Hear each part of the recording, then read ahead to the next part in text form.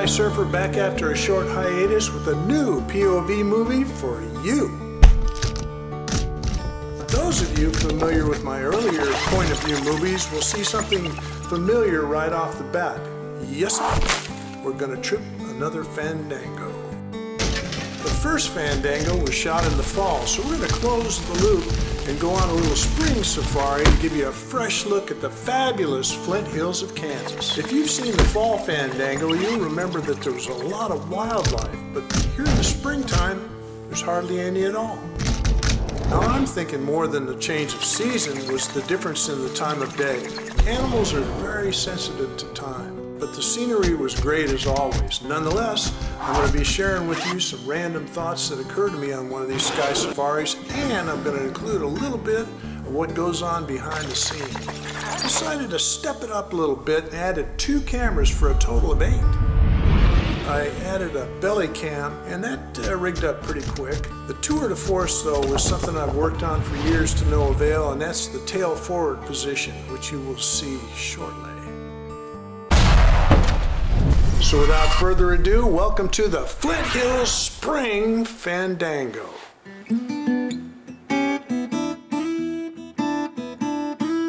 In case you were wondering, I'll go ahead and admit it up front. Yes, for the opening sequence, I completely abandoned any pretense of using motivated effects or even an opening segment that has some connection with the rest of this movie. I simply liked the boxes flipping around on the infinity landscape and spent about 4 days editing it into a little art piece. You know, I like sound effects too, so I loaded it up with them. So if you were pondering the hidden meaning buried somewhere in the open, sorry, the Sky Surfer didn't hide anything there, at least that I know of. If you find something though, let me know what you think it is. This spring Fandango will be the longest and final POV for me. I hope you've enjoyed these sky safaris as much as I have, but I've pretty much covered the topic and need to move on to something else. As you can see, I have been turning on all 8 cameras in preparation for takeoff. Spring Fandango. Now, I've already done my aircraft pre-flight inspection, during which I maintain a much more leisurely pace to make sure everything is airworthy. Now, though, is when the timer starts, because I have roughly an hour and a half of battery and recording time on these little cameras. On top of that, it takes me a good 30 minutes to enter the Flint Hills from my airport. So once the first camera starts, I'm in a rush mode. No, that's not the victory sign. What Sky Surfer's trying to show you is that he was able to start his engine on 2 pulls. He's always pretty proud of that. Now, in real time, it took 1 minute and 6 seconds till the wheels started rolling. What you're seeing instead is edited time compression, not that fast motion stuff. This technique brought the sequence down to 22 seconds, and you got the essence of the scene. I learned this back when I shot news. We didn't have much time to get stories on the air. Dissolves and fast motion, wipes and the like were way more involved back then than they are now. One of the keys is shooting to edit. That's when you start making movies. From 1958 to 59, one of my boyhood favorite TV shows graced the airwaves. Steve Canyon, commander of Big Thunder Air Force Base, a salute to the Air Force Men of America.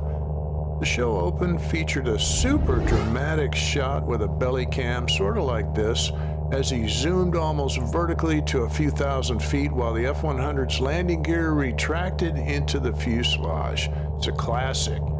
I can see it in my mind even right now. My dad was a Steve Canyon. Among many other aircraft, he flew the P-47 in World War II and the F-105 in Vietnam. I've always been extremely proud to be the son of a USAF fighter pilot. I remember those guys very well. They were patriotic to the bone and believed in Uncle Sam. They took on impossible missions, always pressing on. I was about 12 or 13 when my mom had to bring us home from Kadena Air Force Base in Okinawa because my dad took his F-105 squadron over to Thailand. My mom, my brother, my 3 sisters, and I moved to Lompoc, California so we could be close to Mom's sister, Janet. After Dad's tour was complete, we moved to Sacramento for a while. Generally speaking, Sacramento was pretty nice. I enjoyed it. But it was extremely discouraging back then to come home from Okinawa in the middle of the Vietnam War and hear Americans in media and on some college campuses disparage these fine warrior patriots. It just wasn't right. These guys carried out policy, they didn't make it. I mentioned in the show open that this Sky Safari I would be sharing some production insights with you. This is the first one. While I was talking about Steve Canyon and my dad, you will notice that shortly after takeoff, I'll forego the normal pattern, execute a couple of button hook turns, and put her on the ground. The quick landing helped me lessen the downtime sacrifice to repair a problem I could see would ruin the entire flight for me. It's called too much headroom.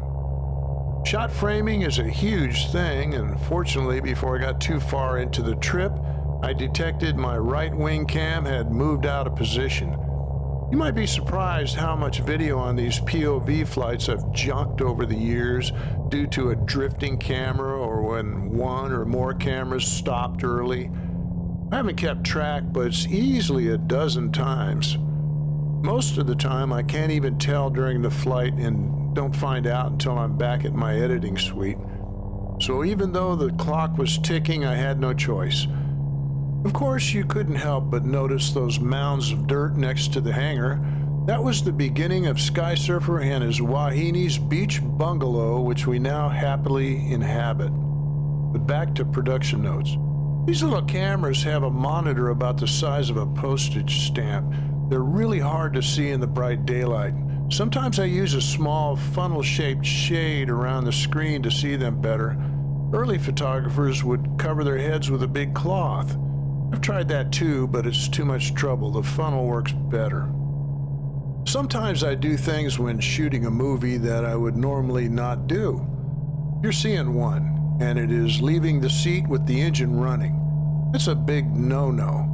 But in this situation, I did it to save time. You can't tell, but I set the brake before getting out of the seat and figured it would hold the plane okay at idle. Twice, though, I've seen guys try this only to have their plane start taxiing across the field with them in hot pursuit. It's generally a bad idea.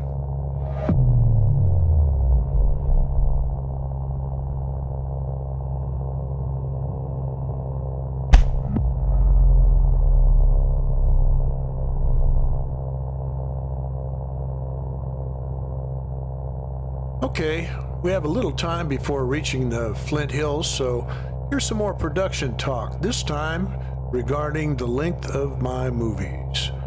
First, let's talk about living in a 900 frame box. Probably never heard of anything like that. I hope not, because I'm pretty sure I coined the phrase. It's an environment I've inhabited for over 38 years. It's probably better characterized as a state of mind. But since human beings live in their minds, I guess I can call it a place to live. This particular land has other denizens dwelling there, perhaps more in the United States, but the citizens of this box can be found worldwide. For some, it is an end, and for others, it is a beginning. Great power and influence over modern society can be exercised from this box, but the craftsmen who live in it are largely unknown. You are intimately familiar with this box and have deeply held opinions about it. Love it, you hate it. Some even think it should be abolished. Most just tolerate it. All in our modern age are affected by it. Okay, enough's enough, right? So what is this 900 frame box in which I dwell? Answer? 900 frames is the length of a TV commercial.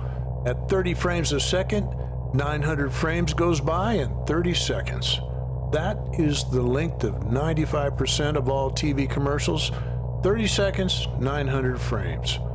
The production and placement of TV advertising pays for the ubiquitous television images that have been the staple of our lives since the 1950s. And I have been in the business of making said commercials for a good part of my adult life. The box put a roof over the Fitzgerald family heads and food on the table. The box the Sky Surfer lives in has helped sell cars, furniture, mobile homes, legal services, medical services, church services, pro-life services, pawn shops, office space, real estate, and more. But here's the thing. No matter what the message, it has to be announced, sold, and hopefully transferred into the TV viewer's mind theater in 30 seconds. That's all you get. Make it 30 and 1/2 seconds, they cut you off. So anyway, when I finally got the gear together to be able to make my own movies, I literally had an epiphany. Conventional thinking stuck with the normal broadcast limits of around 24 to 26 minutes for a half-hour TV show. Sales presentations were becoming popular, and the gurus said that they shouldn't be any longer than 12 minutes. But I realized I was no longer under any of these constrictions. My first movie, A Beginner's Guide to Ultralight Flying, was released on VHS cassettes. One of the breakthroughs for VHS users was the ability to rewind and fast forward. Previously, this was unknown outside the professional movie-making world.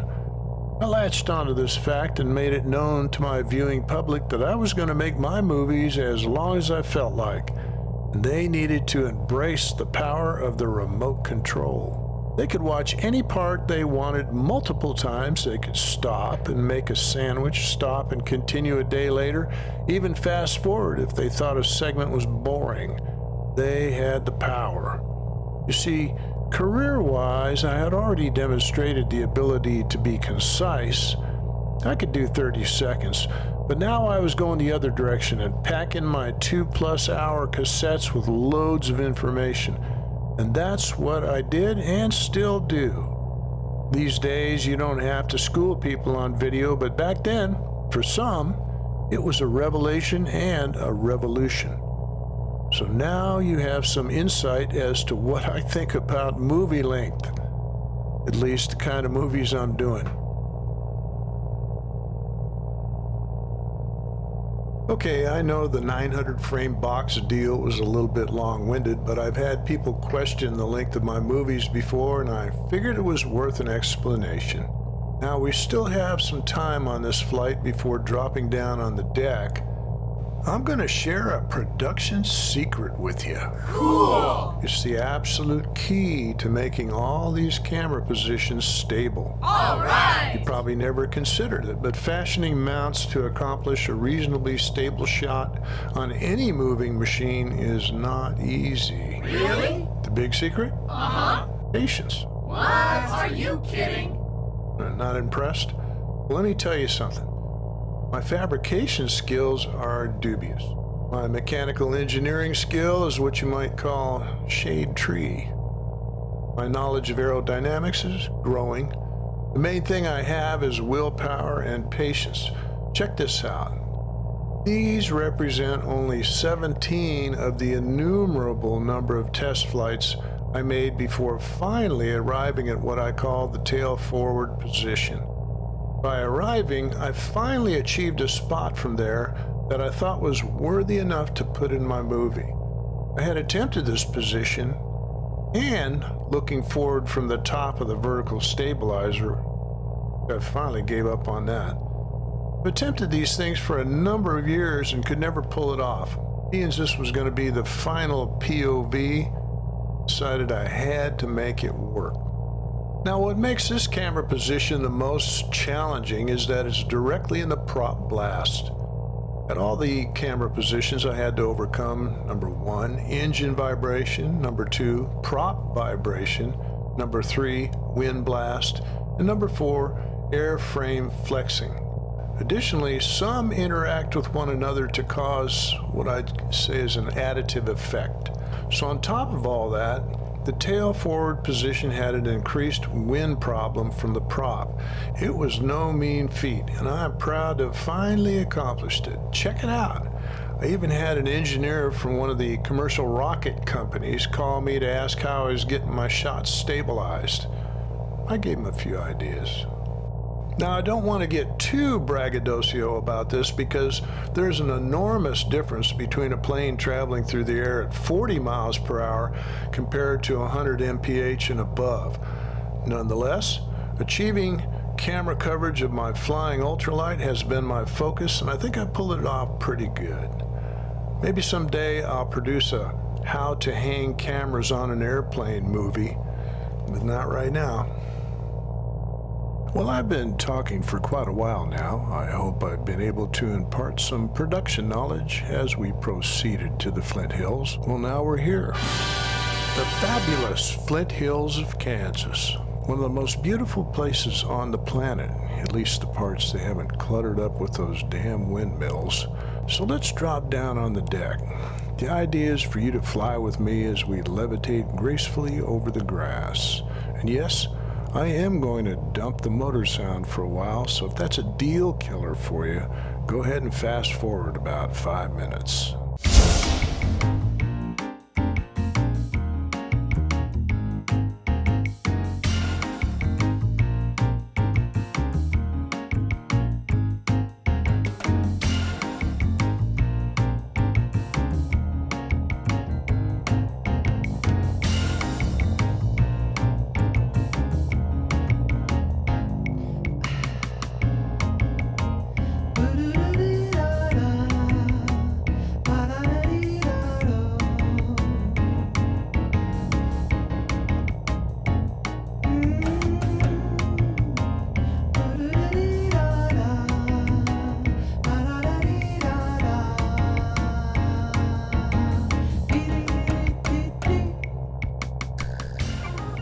I think I have my share of good ideas, but some of them are a little bit too good for me to claim. So what I'm going to talk to you about is such as that. At first I thought I stole it from astronaut Neil Armstrong, but after diligently searching the internet for his quote, it came up empty. I'm not sure where I got this idea. Anyway, you might think of it as plan for success. And it's less of a plan than a mindset. See, I notice a lot of people are preoccupied with failure. One way they betray this unintentionally is by starting a lot of their sentences with, "I'm afraid that," fill in the blank, or they literally say, "I could never do that," or "My wife would never let me do that." Since they're throwaway space fillers, most people don't notice these statements, but I do.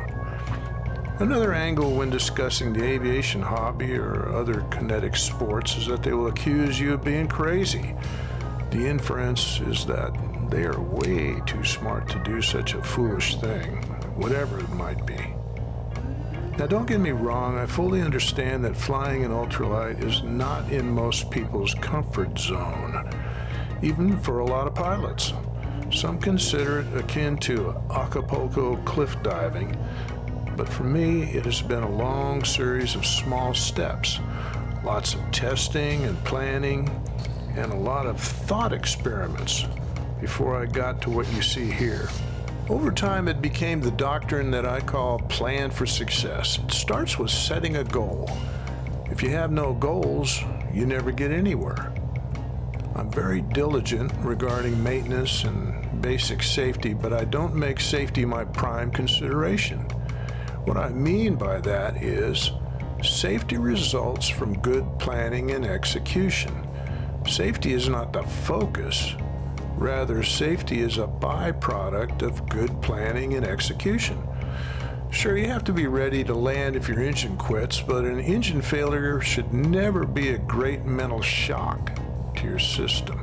It should be something you have planned for, followed by your execution of the plan. I know, because between the two Quicksilvers I've owned, at least 6 times I've dead stick to a successful landing. The last time it happened, I rolled right up to the hangar door after cutting through a tree line with the wind whistling in the wing wires. Yeah, you can hear it. I was ready for it. Anyway, that's what I call plan for success. And since I mentioned Neil Armstrong, while I was searching for the quote that never happened, I did find a number of good ones from him. So check them out.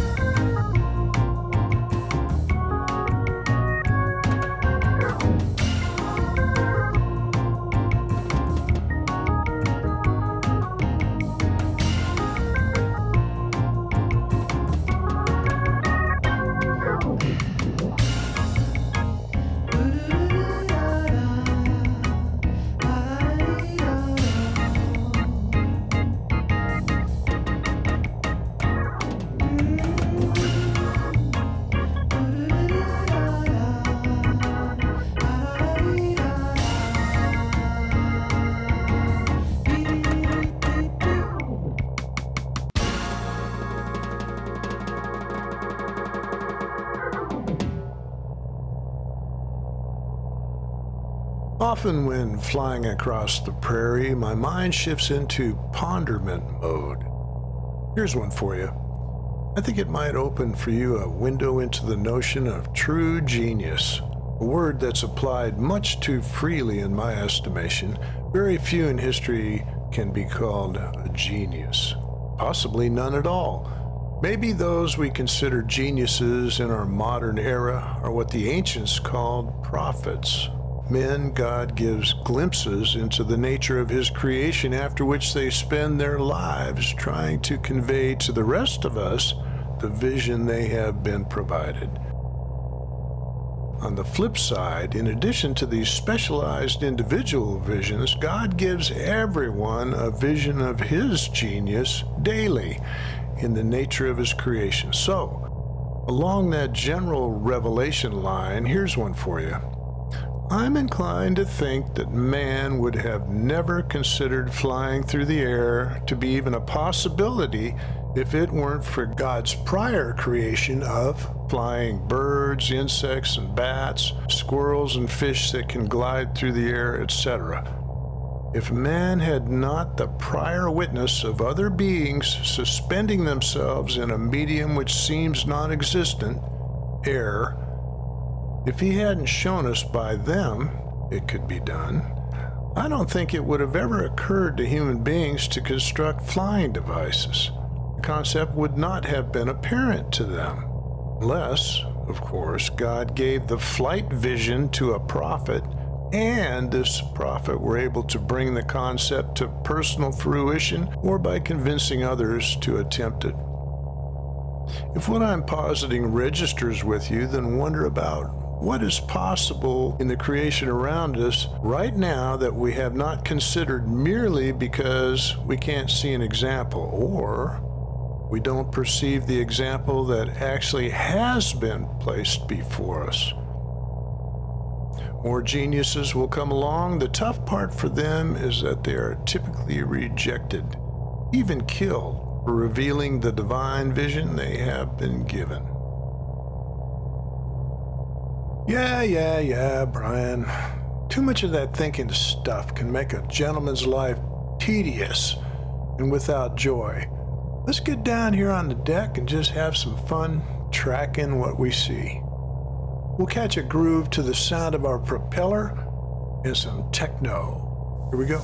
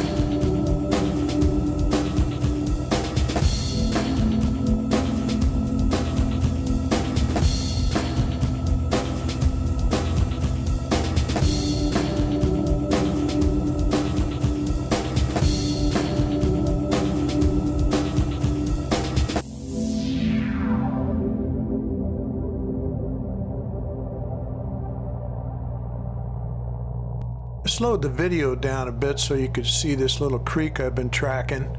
It's hard to see from this height. We've had some good rain lately, and the creeks will appear like that, but when there's no rain, there's no creek.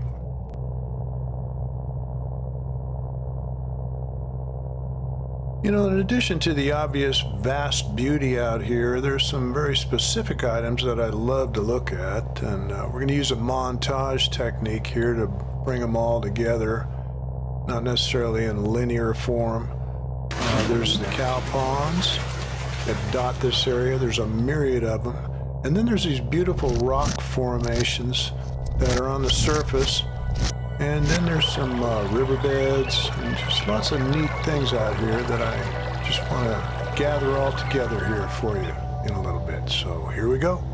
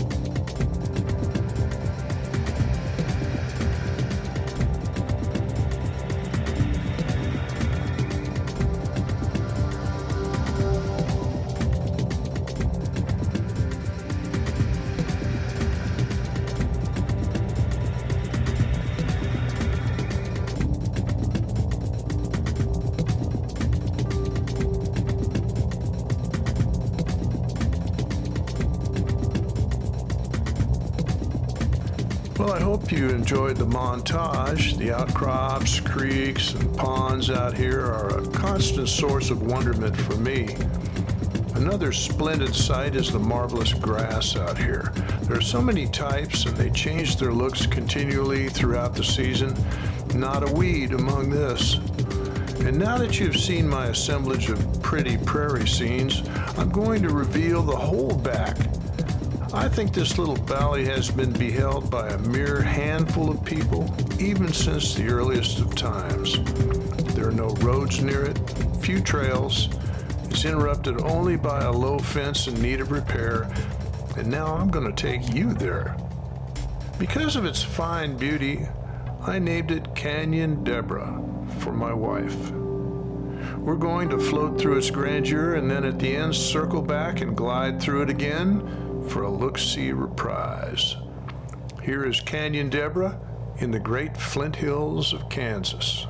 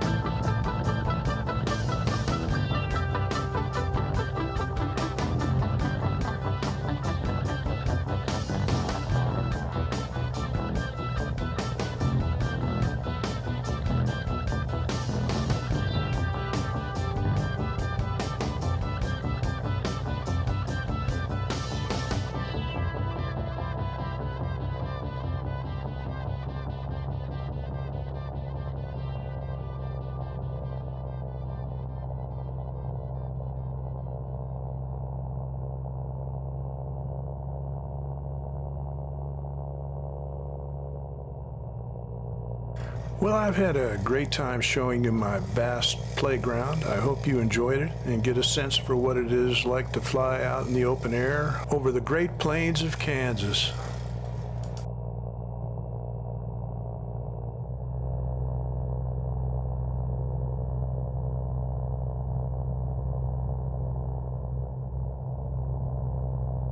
Just outside of Moline, Kansas is the Elk County Airport. It is parallel to Highway 99 with an asphalt surface and way more length than the Sky Surfer needs. We'll be crossing over midfield at 500 feet AGL. Look for the yellow spray plane parked at the field. They're working the agriculture in the area. Before landing, I want to show you one more bonus. I always enjoy seeing these out in the country. Rock quarries. This one is off the south end of the airport. We'll take a look at it and then touch down at Elk County 2K6.